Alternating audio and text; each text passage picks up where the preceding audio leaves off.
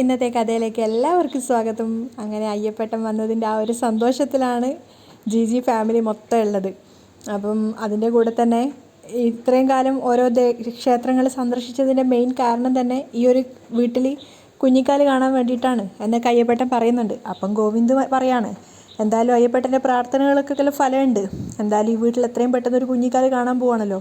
അത് കേട്ടപ്പോൾ അയ്യപ്പേട്ടൻ ഷോക്കാവുകയാണ്. കാരണം ഗീതു പ്രഗ്നൻ്റ് ആണെന്നാണ് വിചാരിക്കുന്നത്. അപ്പം വീണ്ടും പറയുന്നുണ്ട്, എന്തായാലും ഞാനീ പോയി പ്രാർത്ഥിച്ചതിനൊക്കെ ഫലം ഉണ്ടായല്ലോ, പക്ഷേ ഇത് അയ്യപ്പേട്ടൻ പോകുന്നതിന് മുന്നേ ഉണ്ടായതല്ലേ എന്ന് പറയുന്നുണ്ട്. അപ്പോൾ എല്ലാവരും വിചാരിക്കുന്നത് വീണ്ടും ഗീതുവിന് തന്നെയാണ്, ഇവരാരോടും പറയായിട്ടാണെന്നൊക്കെയാണ് ചിന്തിക്കുന്നത്. അപ്പോൾ രാധികയടക്കം എല്ലാവരും അത്ഭുതത്തോടെയാണ് ഗീതുവിനെ നോക്കുന്നത്. മാത്രമല്ല പ്രിയ വിചാരിക്കുന്നുണ്ട്, ഗീതു ചേച്ചി പ്രഗ്നൻ്റ് ആയിട്ട് അതെന്താ ആരോടും പറയാതിരുന്നത് എന്നൊക്കെ ചിന്തിക്കുന്നുണ്ട്. അപ്പോൾ അയ്യപ്പേട്ടൻ ചോദിക്കുന്നുണ്ട്, എന്നിട്ട് എന്താ എന്നോട് പറയാതിരുന്നേ, വീണ്ടും വീണ്ടും ഞാൻ പറയണോ, കണ്ടാൽ അറിഞ്ഞൂടെ എന്നൊക്കെ പറഞ്ഞുകൊണ്ട് പ്രിയയുടെ നേരെയാണ് നോക്കുന്നത്. പക്ഷേ അയ്യപ്പേട്ടനടക്കം ബാക്കിയുള്ള എല്ലാവരും നോക്കുന്നത് ഗീതുവിനെയാണ്. നേരാ കുഞ്ഞെ, ഒരു മിനുപ്പും തുടിപ്പും ഒക്കെ കൂടിയിട്ടുണ്ട്, കണ്ണുകളിലൊക്കെ ഒരു പ്രത്യേക തുടിപ്പ്.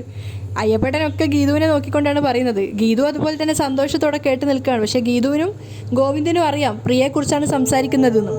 ഇതിൻ്റെ ആഘോഷം എപ്പോഴാ അയ്യപ്പേട്ടൻ ചോദിക്കുന്നുണ്ട്. ഇനി പ്രസവമൊക്കെ കഴിഞ്ഞിട്ടേ ആഘോഷമൊക്കെ ഉള്ളൂ, അയ്യപ്പേട്ടൻ വന്നേ, എനിക്ക് ഒരുപാട് കാര്യങ്ങൾ സംസാരിക്കാനുണ്ട്.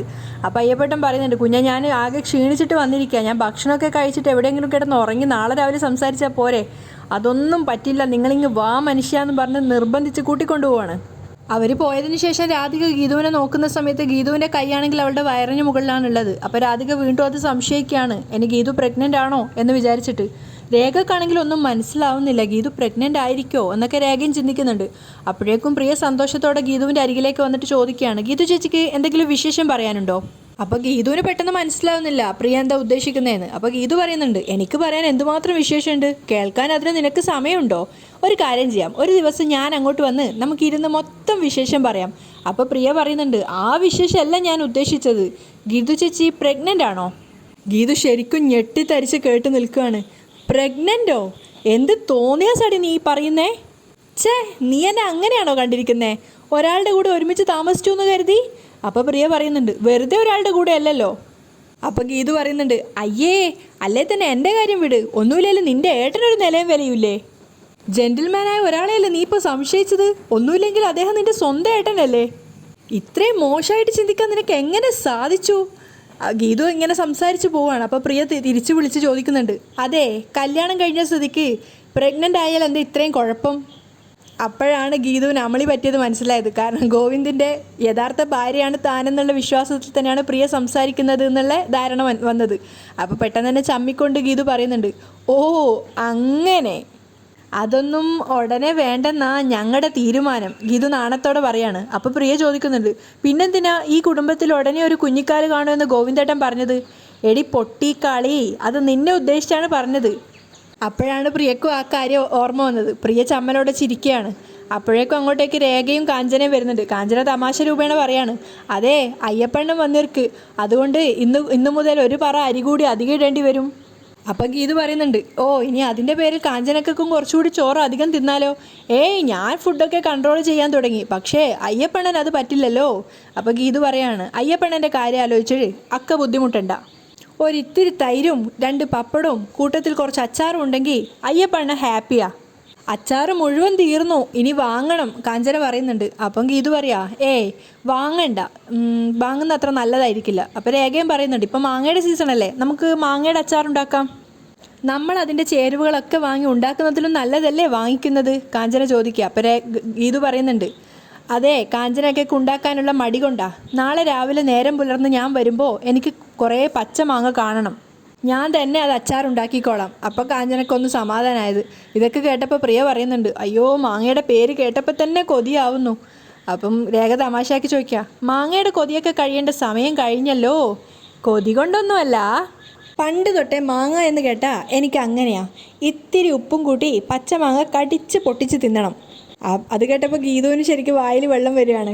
എങ്കിലേ പ്രിയക്ക് കഴിക്കാനുള്ള മാങ്ങ കൂടെ വാങ്ങണം. അതുകൂടാതെ നാളെ മാങ്ങാ ചമ്മന്തി, മാങ്ങാ കിച്ചടി, മാങ്ങാ മീൻകറി, ഇതൊക്കെ നമുക്കുണ്ടാക്കണം. അത് കേട്ടപ്പോൾ കാഞ്ചന പറയുന്നുണ്ട്, ഇത്രയും മാങ്ങ വേണമെങ്കിലേ അടുക്കളയിൽ തന്നെ ഒരു മാവ് വേണ്ടി വരും. അതും പറഞ്ഞുകൊണ്ട് ദേഷ്യത്തോടെ പോവാണ്. അത് കണ്ടപ്പോൾ 3 പേരും ചിരിക്കുകയാണ്. അതിനുശേഷം പ്രിയ പറയുന്നുണ്ട്, ചേച്ചി ഉണ്ടാക്കുന്ന മാങ്ങ ഇടിച്ച് കുത്തിയ ചമ്മന്തി ഇല്ലേ, അത് എൻ്റെ ഫേവറേറ്റാണ്, ഞാനിനി പോയി വരുമ്പോഴേ അത് ഉണ്ടാക്കി തന്നാൽ മതി. അത് കേട്ടപ്പോൾ ഗീതു പറയുന്നുണ്ട്, മാങ്ങാ സീസൺ കഴിയുന്നവരെ എന്നും എൻ്റെ വക ഇവിടെ ഇടിച്ചു കുത്തിയ മാങ്ങയുടെ അച്ചാറുണ്ടായിരിക്കും. ഈ സമയത്ത് ആഗ്രഹങ്ങളെല്ലാം നടക്കണം. എന്തായാലും നാളെ കുറച്ച് പച്ചമാങ്ങ അച്ചാറ് നിർബന്ധ. അത് കേട്ടുകൊണ്ടാണ് രാധിക അങ്ങോട്ടേക്ക് വരുന്നത്. ഇനി ഗീതു ശരിക്കും പ്രഗ്നൻ്റ് ആണോ? നേരിട്ട് ചോദിച്ചാലോ? ഏയ് അല്ലേ വേണ്ട. ഇനി ഗീതു പ്രഗ്നൻ്റ് ആണെങ്കിൽ ഇവിടുത്തെ വീട്ടമ്മയായി ഞാനത് അറിഞ്ഞില്ല എന്ന് വരുന്നത് മോശമാണ്. അങ്ങനെയാണെങ്കിൽ കണ്ണൻ വന്ന് എന്നോട് പറയട്ടെ. അത് കഴിഞ്ഞ് ബാക്കി കാര്യങ്ങൾ തീരുമാനിക്കാം. അയ്യപ്പേട്ടനെ കൊണ്ട് പുറത്തു പോയിരിക്കുകയാണ് ഗോവിന്ദ്. അപ്പോൾ അയ്യപ്പേട്ടൻ ഗണപതി കുഞ്ഞിൻ്റെ കാര്യങ്ങളൊക്കെ നോക്കുകയാണ്. അപ്പോൾ അദ്ദേഹം സങ്കടത്തോട് പറയുന്നുണ്ട്, ഞാൻ പോയതിനു ശേഷം എൻ്റെ ഗണപതി കുഞ്ഞിനെ ആരും തിരിഞ്ഞു നോക്കിയിട്ടില്ല. എന്നെപ്പോലെ തന്നെ ഗണപതി കുഞ്ഞിനെ എല്ലാവരും മറന്നു. കാരണം അവിടെയൊക്കെ വൃത്തികേടായിരിക്കുന്നുണ്ടായിരുന്നു. അതൊക്കെ അദ്ദേഹം വൃത്തിയാക്കിക്കൊണ്ടിരിക്കുകയാണ്. അത് കേട്ടപ്പോൾ ഗോവിന്ദ് അദ്ദേഹത്തിൻ്റെ പുറത്തടിച്ചുകൊണ്ട് പറയാണ്, നിങ്ങളെന്താ ഞാൻ പറഞ്ഞതിന് സമാധാനം പറയാത്തത്? വിജയലക്ഷ്മിയും രഞ്ജുവും കൂടെ ഉണ്ടാക്കിയ പുകിലൊക്കെ ഞാൻ പറഞ്ഞത് നിങ്ങൾ കേട്ടില്ലേ? ഇനി ഞാൻ എന്താ ചെയ്യണ്ടേ? അപ്പം അയ്യപ്പേട്ടൻ പറയുന്നുണ്ട്, അതിനി പ്രത്യേകിച്ചൊന്നും ചെയ്യേണ്ട കാര്യമില്ലല്ലോ. ഇതുവരെയുള്ള എല്ലാ പ്രശ്നങ്ങളും ഗീതുമോൾ പരിഹരിച്ചില്ലേ? പിന്നെ രഞ്ജു വിജയലക്ഷ്മി മേഡത്തിൻ്റെ അടുത്തായതുകൊണ്ട് പ്രിയമോളും ഹാപ്പി. ആരും ഒന്നും അറിയാത്തത് കൊണ്ട് പ്രത്യേകിച്ച് പ്രശ്നമൊന്നും ഞാൻ കാണുന്നില്ല. ഇതൊക്കെ ഇന്ത്യയിൽ അങ്ങോളം ഇങ്ങോളമുള്ള ഗണപതി കുഞ്ഞുമാരുടെ അടുത്ത് പോയി ഞാൻ പ്രാർത്ഥിച്ചതിൻ്റെ ഫല. നിങ്ങൾ കൂടുതൽ വാചകമൊന്നും അടിക്കേണ്ട. രഞ്ജു ഇവിടെ വന്ന ദിവസം നിങ്ങൾ മുങ്ങി. ഇപ്പോൾ എല്ലാം സോൾവായി എന്നറിഞ്ഞപ്പോൾ നിങ്ങൾ പൊങ്ങി. ഇതിനാണോ എൻ്റെ അച്ഛൻ എന്നെ നിങ്ങളെ ഏൽപ്പിച്ചിട്ട് പോയത്?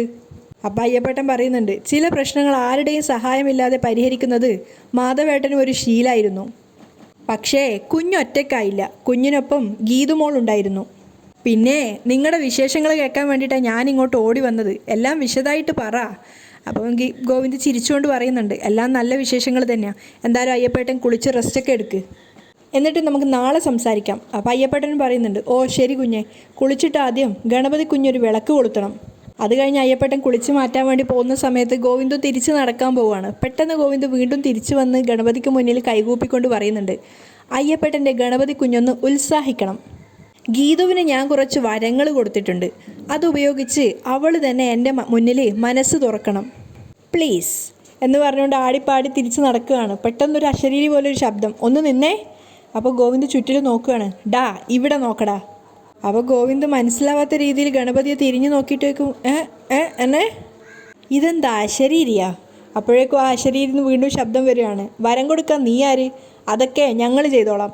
അപ്പോൾ ഗോവിന്ദിന് ഉറപ്പായി ഗണപതി തന്നെയാണ് തിരിച്ച് സംസാരിക്കുന്നതെന്ന്. അപ്പോൾ ഗോവിന്ദ് ചമ്മിയിട്ട് പറയും, അത് പിന്നെ ഞാൻ വെറുതെ കിടന്ന് ഉരുളണ്ട. അവളെ നിനക്ക് ഇഷ്ടമാണെങ്കിൽ നീ തന്നെ ചെന്ന് അവളോട് ഇഷ്ടമാണെന്ന് പറ, അല്ലാതെ ബ്രോക്കർ പണി ഞങ്ങളെ ഏൽപ്പിക്കരുത്. അപ്പോൾ ഗോവിന്ദ് ചമ്മിക്കൊണ്ട് പറയാണ്, അത് അവളെ എന്നെ റിജക്റ്റ് ചെയ്താലോ എന്ന് ഒരു പേടി ഭഗവാനെ.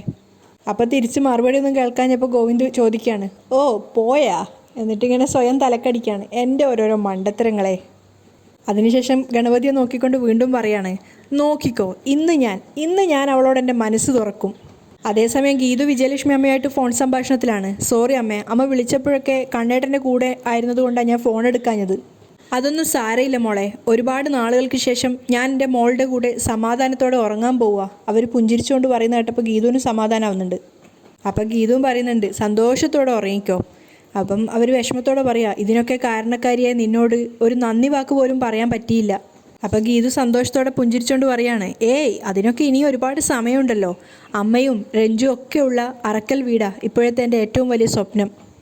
അത് കേട്ട സമയത്ത് ഒരിക്കലും നടക്കാത്തൊരു സ്വപ്നമാണ് എന്ന അർത്ഥത്തിൽ വിജയലക്ഷ്മി സങ്കടത്തോടെ പുഞ്ചിരിക്കുകയാണ്. മാത്രമല്ല അവർ വിഷമത്തോടെ പറയുന്നുണ്ട്, രഞ്ജുവിൻ്റെ കാര്യത്തിൽ ഇനി എനിക്ക് വലിയ സ്വപ്നങ്ങളൊന്നുമില്ല മോളെ.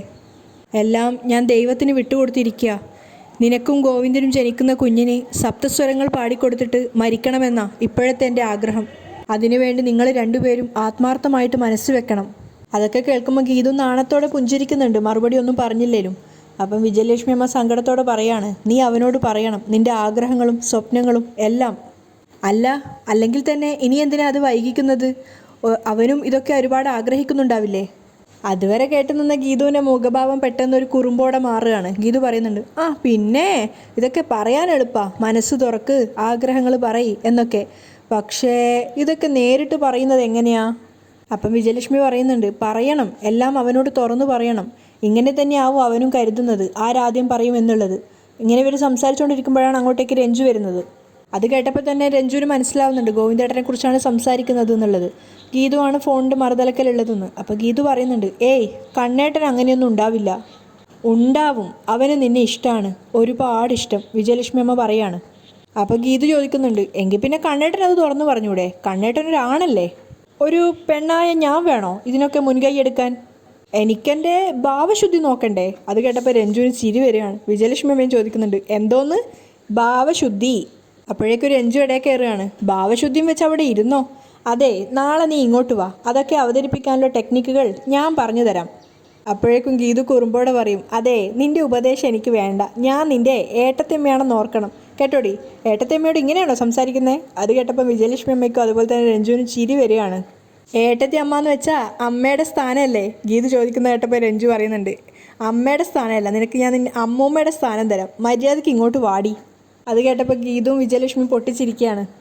ഗീതുവിനോടുള്ള അമിതമായ സ്നേഹം കൊണ്ട് രഞ്ജു പറയുന്നുണ്ട്, ഈ സമയത്ത് ഞങ്ങൾക്ക് ഏറ്റവും കൂടുതൽ മിസ് ചെയ്യുന്നത് നിന്നെ അടി. വിജയലക്ഷ്മി അമ്മയും പറയുന്നുണ്ട്, അതേ മോളെയും. അപ്പം ഗീതുവും പറയാം, എനിക്കും. പക്ഷെ എന്ത് ചെയ്യാം, തൽക്കാലം രണ്ടുപേരും സ്വപ്നങ്ങളൊക്കെ കണ്ട് സന്തോഷത്തോടെ ഉറങ്ങിക്കോ, ഞാൻ നാളെ രാവിലെ അങ്ങ് പറന്നെത്താം. അപ്പോൾ അവർ രണ്ടുപേരും പുഞ്ചിരിച്ചുകൊണ്ട് തലയാട്ടുകയാണ്. കോള് കട്ട് ചെയ്തതിന് ശേഷവും അവർക്ക് പരസ്പരം മിസ് ചെയ്യുന്നുണ്ടായിരുന്നു. ഗീതു ആണെങ്കിലും സന്തോഷത്തോടെ സങ്കടത്തോടെ ഇരിക്കുകയാണ്. അതേസമയം വിജയലക്ഷ്മി അമ്മയുടെ തോളിൽ തലവെച്ച് ചേർന്ന് കിടക്കുകയാണ് രഞ്ജു. എത്ര നാളുകൾക്ക് ശേഷം നമ്മളിങ്ങനെ സന്തോഷത്തോടെ കഴിയുന്നത്? അപ്പോൾ വിജയലക്ഷ്മി അമ്മയും പറയും, നഷ്ടപ്പെട്ടത് തിരിച്ചു കിട്ടിയതിൻ്റെ സന്തോഷമാണ് മോളെ എനിക്കിപ്പോൾ. ഇനി എനിക്ക് മരിച്ചാലും കുഴപ്പമില്ല. അപ്പോൾ രഞ്ജു പറയുന്നുണ്ട്, അമ്മ ഇപ്പോഴേ മരിക്കാനോ? ഇനി എത്ര നല്ല കാര്യങ്ങൾ കാണാൻ കിടക്കുന്നു, എന്തിലൊക്കെ പങ്കെടുക്കാനിരിക്കുന്നു. ഈശ്വരൻ തന്ന ഈ സന്തോഷം തന്നെ മതി. അപ്പോൾ രഞ്ജു ചോദിക്കുന്നുണ്ട്, അമ്മയുടെ എല്ലാ ആഗ്രഹങ്ങളും കഴിഞ്ഞോ? എനിക്കിനി എന്താഗ്രഹം? അവർ സങ്കടത്തോടെ ചോദിക്കുകയാണ്. അപ്പോൾ രഞ്ജു ചോദിക്കുന്നുണ്ട്, അമ്മയ്ക്ക് സ്വന്തം മകൻ്റെ കുഞ്ഞിനെ താലോലിക്കണ്ടേ? അത് കേട്ടപ്പോൾ അവർക്ക് വീണ്ടും സങ്കടം വരികയാണ്. ഏതോ ഒരു ലോകത്തിലേക്ക് അവർ പോയി നിറഞ്ഞ കണ്ണുകളോടെ തലയാട്ടുകയാണ്. അപ്പോൾ രഞ്ജു വിളിക്കുന്നുണ്ട്, അമ്മേ. അത് കേട്ടപ്പോൾ അവർ ഞെട്ടുകയാണ്. അതെൻ്റെ ഏറ്റവും വലിയ സ്വപ്നമാണ്. പക്ഷേ നീ എന്നെ മനസ്സിലാക്കി അംഗീകരിച്ചതുപോലെ ഗോവിന്ദ് ഒരിക്കലും എന്നെ അവൻ്റെ അമ്മയുടെ സ്ഥാനത്തേക്ക് അംഗീകരിക്കില്ല. എനിക്ക് നൽകേണ്ട സ്നേഹം മുഴുവനും അവൻ രാധികയ്ക്ക് നൽകിക്കഴിഞ്ഞു. അതുകൊണ്ട് രാധികയുടെ കള്ളക്കഥകൾ വിശ്വസിച്ച് അവൻ എന്നെ അകറ്റി നിർത്തിയേക്കുവാണ്. നീ എൻ്റേതാകുന്നതിന് മുൻപേ അവൻ എന്നെ തിരസ്കരിച്ചതാ. പിന്നെ നീ മാത്രമായിരുന്നു എൻ്റെ ജീവനും ജീവിതവും. അപ്പോൾ രഞ്ജു ചോദിക്കുന്നുണ്ട്, എന്നിട്ടാണോ എൻ്റെ മാരേജ് നടക്കും മുൻപ് ഈ ജീവിതം അവസാനിച്ചാലും കുഴപ്പമില്ലെന്ന് പറഞ്ഞത്? എൻ്റെ കല്യാണം കാണണ്ടേ? എനിക്കും ധ്യാനും ജനിക്കുന്ന കുഞ്ഞിനെ താരാട്ട് പാടണ്ടേ? അപ്പോൾ വിജയലക്ഷ്മി പറയുന്നുണ്ട്, അതെല്ലാം എനിക്ക് ആഗ്രഹമുണ്ട് മോളെ, എല്ലാം. അപ്പോൾ രഞ്ജു പറയാ, പക്ഷേ കല്യാണത്തിന് മുമ്പ് ഞാൻ നഷ്ടപ്പെടുത്തി കളഞ്ഞ അമ്മയുടെ സ്നേഹം എനിക്ക് തിരിച്ചു നൽകണം. അതുപോലെ തന്നെ ഗോവിന്ദേട്ടൻ്റെയും ഗീതുവിൻ്റെയും കൂടെ നമ്മൾ കുറച്ചു കാലം ഒരുമിച്ച് ജീവിക്കും. അത് കഴിഞ്ഞ് മതി വിവാഹം. അത് കേട്ടപ്പോൾ അവർ വിഷമത്തോടെ രഞ്ജുവിനെ നോക്കുകയാണ്. അപ്പോൾ രഞ്ജു പറയുന്നുണ്ട്, ഇക്കാര്യം ഞാൻ ധ്യാനോട് പറഞ്ഞിട്ടുണ്ട്, അവൻ സമ്മതിക്കുകയും ചെയ്തു. അപ്പോഴേക്കും വിജയലക്ഷ്മിയുടെ ഫോണിൽ കോള് വരികയാണ്. അതായത് ഒരു കച്ചേരി സംബന്ധമായിട്ടുള്ള കോളായത് കാരണം അവർ ഹാർഷായിട്ടാണ് സംസാരിക്കുന്നത്. ഞാൻ പറഞ്ഞതല്ലേ അത് റിജക്റ്റ് ചെയ്യാൻ വേണ്ടിയിട്ട്, തൽക്കാലം ഞാൻ ഇനി ഒരു പ്രോഗ്രാമിലും പങ്കെടുക്കുന്നില്ല എന്നൊക്കെയാണ് അവർ പറയുന്നത്. എന്തെങ്കിലും എനിക്ക് സുഖമില്ലെന്ന് പറഞ്ഞ് ഒഴിവാക്ക് എന്ന് പറഞ്ഞിട്ടാണ് കോള് കട്ട് ചെയ്യുന്നത്. അപ്പോൾ രഞ്ജു ചോദിക്കുന്നുണ്ട്, അമ്മ എന്തിനാ പ്രോഗ്രാമുകൾ വേണ്ടെന്ന് വെക്കുന്നേ? എല്ലാം ഒതുങ്ങി ഒന്ന് ഫ്രീ ആകുന്നത് വരെ എനിക്ക് സംഗീതത്തിൽ നിന്നൊന്ന് മാറി നിൽക്കണം തോന്നി. ശുദ്ധമായ മനസ്സിൽ നിന്നും മാത്രമേ ശുദ്ധമായ സംഗീതം ഉണ്ടാവുള്ളൂ. ഞാൻ ആകെ അസ്വസ്ഥയാണ്, അതുകൊണ്ടാണ് ഞാൻ പ്രോഗ്രാമുകൾ ഒഴിവാക്കുന്നത്. അത് കേട്ടപ്പോൾ രഞ്ജു അവരുടെ കൈകൾ ചേർത്ത് പിടിച്ച് പറയുന്നുണ്ട്, പ്രശസ്ത സംഗീതജ്ഞ വിജയലക്ഷ്മിയുടെ മകളാണെന്ന് പറയുന്നതാ എനിക്ക് അഭിമാനം. അതുകൊണ്ട് അവസാന ശ്വാസം വരെ അമ്മ സംഗീതം കൈവിടരുത്. മകളുടെ ആ സപ്പോർട്ട് കിട്ടിയ സമയത്ത് അവരുടെ കണ്ണ് നിറയാണ്. അയ്യപ്പേട്ടന് ഭക്ഷണം വിളമ്പി കൊടുത്തിട്ട് അവർ ചോറ് കഴിക്കുന്നത് നോക്കിയിട്ട് അത്ഭുതത്തോടെയാണ് രേഖയും കാഞ്ചനയും നിൽക്കുന്നത്. ഇതുവരെ ഭക്ഷണം കാണാത്ത ആളെ പോലെയാണ് അയ്യപ്പേട്ടൻ കഴിക്കുന്നത്. അയാൾക്ക് ശരിക്കും ശ്വാസം മുട്ടുന്നുണ്ടായിരുന്നു ഭക്ഷണം അങ്ങനെ കഴിച്ചിട്ട്. അതിനിടയിൽ മൂക്കിൽ കയറിയ സമയത്ത് വെള്ളം കുടിക്കാനൊക്കെ കൊടുത്തിട്ടാണ്. അപ്പോൾ കാഞ്ചന ചോദിക്കുന്നുണ്ട്, അയ്യപ്പേട്ടൻ തീർത്ഥാടനത്തിന് പോയതോ അതോ പട്ടിണി ജാതയ്ക്ക് പോയതോ? അപ്പോൾ രേഖ പറഞ്ഞു കൊടുക്കുന്നുണ്ട്, പോയടത്തൊന്നും അയ്യപ്പേട്ടന് ഇഷ്ടമുള്ള ഭക്ഷണം കിട്ടിക്കാണില്ല. മോൾ എന്തിനേ വിവരമില്ലാത്തവളോട് സംസാരിക്കാൻ നോക്കുന്നേ? മോള് ഭക്ഷണം കഴിക്കാൻ നോക്ക്. അപ്പോൾ കാഞ്ചന പറയുന്നുണ്ട്, ഞാൻ കഴിച്ചതാ. അതെ 7 മണി എന്ന് പറഞ്ഞൊരു സമയമുണ്ട്, നീ കഴിക്കുമല്ലോ. അത് കേട്ടപ്പോൾ ചിരിച്ചുകൊണ്ട് രേഖ അവിടുന്ന് പോവുകയാണ്. അപ്പോൾ അതിനുശേഷം അയ്യപ്പേട്ടൻ കുറേ കാര്യങ്ങൾ കാഞ്ചനയ്ക്ക് പറഞ്ഞു കൊടുക്കുകയാണ്. നമ്മൾ വീട്ടിലത്തെ ഭക്ഷണത്തിന് എപ്പോഴും കുറ്റം പറയും, രുചിയില്ല, ടേസ്റ്റ് ഇല്ല എന്നൊക്കെ. പക്ഷേ പുറത്തു പോയി നമ്മൾക്ക് ആ ഭക്ഷണം കിട്ടാതിരിക്കുമ്പോൾ ആ ഭക്ഷണത്തിൻ്റെ വില അറിയുന്നതെന്നൊക്കെ കാഞ്ചനയ്ക്ക് പറഞ്ഞു കൊടുക്കുകയാണ്. അപ്പോൾ കാഞ്ചന പറയുന്നുണ്ട്, നമ്മൾ എത്ര ഭക്ഷണം കൊടുത്താലും പുതിയ ജനറേഷന് നന്ദി ഉണ്ടാവില്ല. അതിന് നിന്നോടാരാ നന്ദി കേട് കാണിച്ചത്? ഗീതു പപ്പ പച്ചമാങ്ങ കൊടുക്കാത്തതിന് എന്നോട് ദേഷ്യപ്പെട്ടു. പച്ചമാങ്ങയോ? അയ്യപ്പേട്ടൻ ചോദിക്കുന്നുണ്ട്. ഗീതു പപ്പക്ക് ഇന്ന് രാത്രി തന്നെ പച്ചമാങ്ങ കിട്ടണമെന്ന് പറഞ്ഞു. നാളെ രാവിലെ വരെ എനിക്ക് അവധി തന്നിട്ടുള്ളൂ. പച്ചമാങ്ങ കിട്ടിയില്ലെങ്കിൽ അതിൻ്റെ വഴക്ക് കൂടി ഞാൻ കേൾക്കേണ്ടി വരും. അപ്പം അയ്യപ്പേട്ടൻ്റെ മുഖത്തൊരു പുഞ്ചിരി വിരിയാണ്. കാരണം ഈ അറക്കൽ തറവാടിലൊരു കുഞ്ഞിക്കാല് കാണാൻ വേണ്ടിയിട്ടാണ് ഞാൻ ഈ ഇതൊക്കെ നടത്തിയെന്ന് പറഞ്ഞല്ലോ, തീർത്ഥാടനമൊക്കെ. അപ്പോൾ അതിൻ്റെ ഫലം കണ്ടു ഗീതു പ്രഗ്നൻ്റ് ആണെന്നുള്ളത് അയാൾ ഒന്നുകൂടി ഉറപ്പിക്കുകയാണ്. അപ്പോൾ സംഗതി അത് തന്നെ. അപ്പം കാഞ്ചന ചോദിക്കും, ഏത് കാര്യം? മാങ്ങാ കാര്യം. അപ്പോൾ കാഞ്ചന സങ്കടത്തോടെ പറയുന്നത്, നാളെ രാവിലെ തന്നെ ഞാൻ എവിടെ പോയി മാങ്ങ ഉണ്ടാക്കാനാ? അപ്പം അയ്യപ്പേട്ടൻ പറയുന്നുണ്ട്, എന്തിനാ നാളെ രാവിലെ ആക്കുന്നത്? ഇന്ന് രാത്രി തന്നെ ഏതെങ്കിലും മാവിൽ നിന്നും മാങ്ങ സംഘടിപ്പിക്കും. അയ്യപ്പേട്ടൻ കയറണ്ട, വെറുതെ മാവിൽ ചാരി നിന്നാൽ മതി. അപ്പം അയ്യപ്പേട്ടൻ പറയുന്നുണ്ട്, നീ അതൊന്നും അറിയണ്ട, മാങ്ങ ഞാൻ നിനക്ക് കൊണ്ടു തന്നിരിക്കും. അങ്ങനെയാണ് ഇന്നത്തെ എപ്പിസോഡ് വൈൻഡപ്പ് ചെയ്യുന്നത്.